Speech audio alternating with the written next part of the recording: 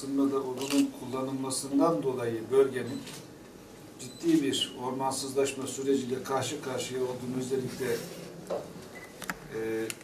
hepimiz zaten biliyoruz ama bunu da ben buraya gelince gördüm.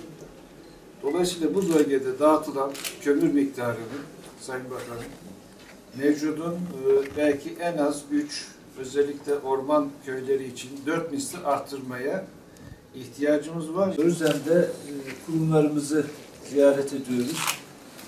Güroymak'ta çok güzel bir toplantımız oldu, mitingimiz oldu. Ardından Tatvan'a gittik. Orada siyasi çalışmalarımızı gerçekleştirdik. Şimdi de valimizi ziyaret ediyoruz. Tabii valimiz yeni atandı. Henüz çiçeği burnunda bir valimiz, öyle diyelim. Kendisine başarılar diliyorum. Bitlis gibi son derece önemli değerleri olan bir şehirde vali olmak bence ayrıcalık gerçekten. Türkiye'nin herhalde kentsel dönüşüm anlamında en önemli örneklerinden bir tanesi Bitlis. Eski Bitlis tabii tarihi dokusunu da koruyarak yeni alana bir anlamda taşınmış oldu. Burada yeni üniversite, yeni yaşam alanları, organize sanayi bölgemiz, yani çok kapsamlı bir şekilde bir gelişim sürecine Bitlis girmiş durumda. Bunu işte devam ettirmemiz gerekiyor.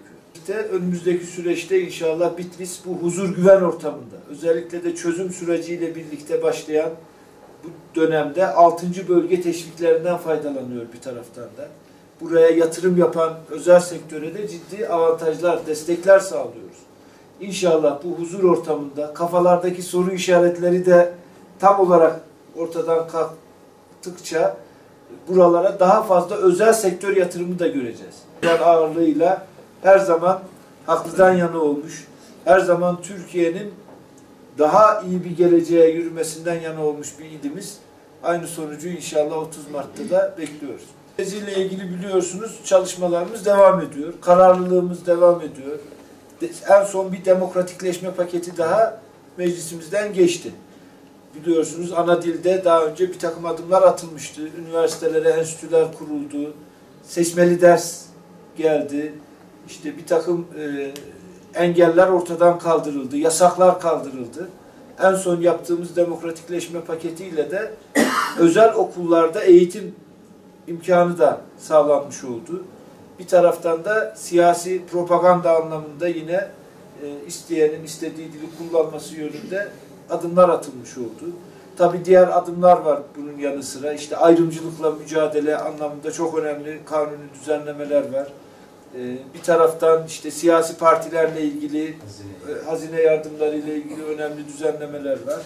Ve bunlar devam edecek. Başbakanımız hatırlarsanız bu paketi ilan ederken şunu söylemişti. Bu ne son demokratikleşme paketi ne ilk ne de son paket. Bundan sonra da devam edecek inşallah bu süreç. Rizan. Mübarek nereden gelmiş? Şöyle tutacağız. Rizan'dan mı? Yapanların ellerine sağlık. Hakikaten çok güzel.